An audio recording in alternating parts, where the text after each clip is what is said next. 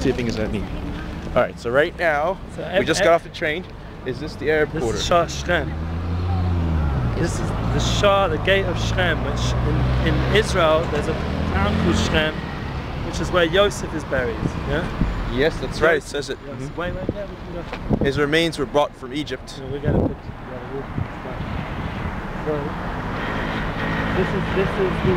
Is this the Jewish area outside there? Up there, yeah. There's a famous rabbi called Rav Shalom Arush who just lives over there. So is this East Jerusalem? Where this is the border of the East Jerusalem? Yeah, this is the border. This is East Jerusalem right here. All right. Who's this famous rabbi?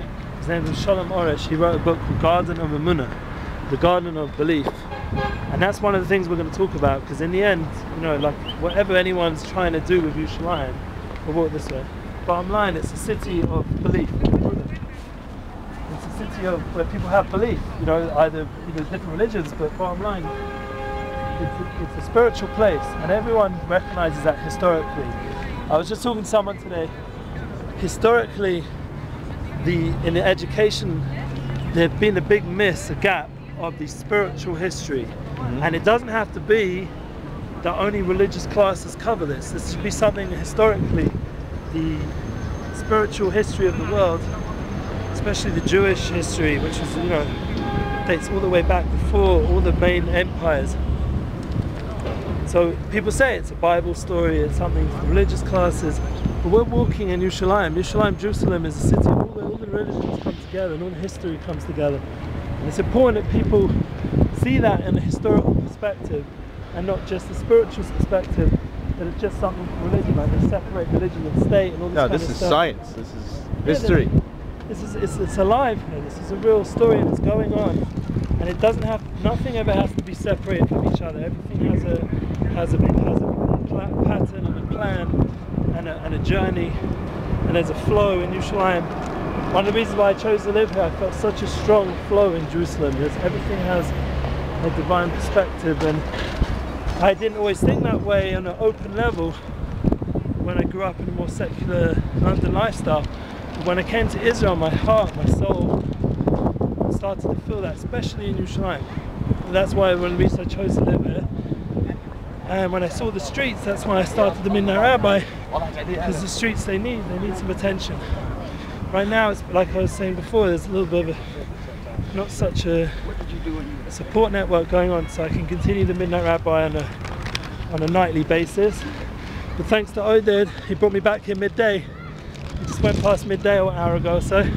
So we'll be the midday rabbi. Hopefully you got enough sleep if you're a midnight rabbi. Anyway, well, you did phone me up last night at midnight, so... I woke you up? Yeah, it was midnight. I'm sorry. Midnight rabbi was awake. Good. Well, good. It worked. So here we are. You lived up to your name. This is a beautiful, you know, old wall that dates back to the Islamic empires. We had sultans. Who built it? The Muslims? Yeah, the Turkish Empire. And before that. And these empires, if you've only watched any of the Crusader films, you can get the feeling of, you know, through the films, or you learn the history of how there was a fight over this land, there was a fight over the city.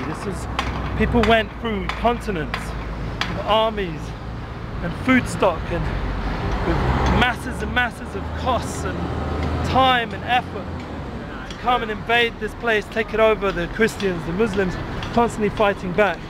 Because it's holy, right? We want to go back before that. Slicha. Yeah, we want to go back before that, where the Jews were living here peacefully, or even before that, when the beginning of creation, we're going to make our way slowly to the place where everything started in the whole world historically, and not just spiritually, historically. But God created the world from the holiest point in the world.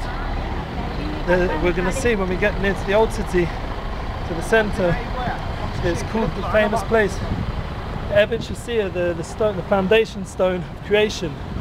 And this stone, Hashem took, when I spoke last time, if you look on YouTube, Midnight Rabbi Tours, it was that time of the year, Parsha-wise, because everything has a flow, like we were saying before. Where is the stone you're talking about? It's the stone where these balls are made of? No. These walls are more recent, last 500 What's this years. entrance right here? This is I think Romanian. This is from the army when they conquered. Which army? 1948. Wow. Yeah. I thought it was 1967.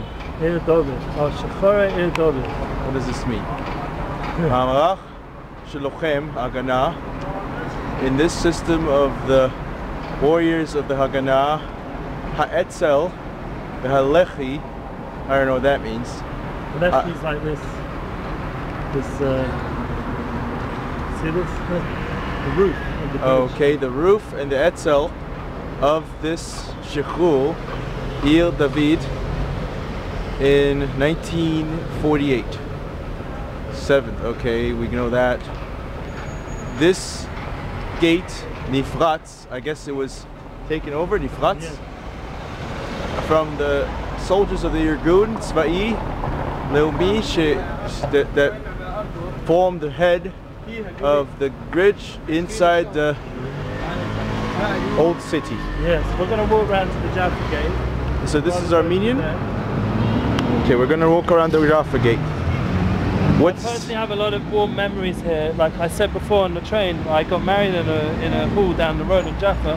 I also got engaged along this wall.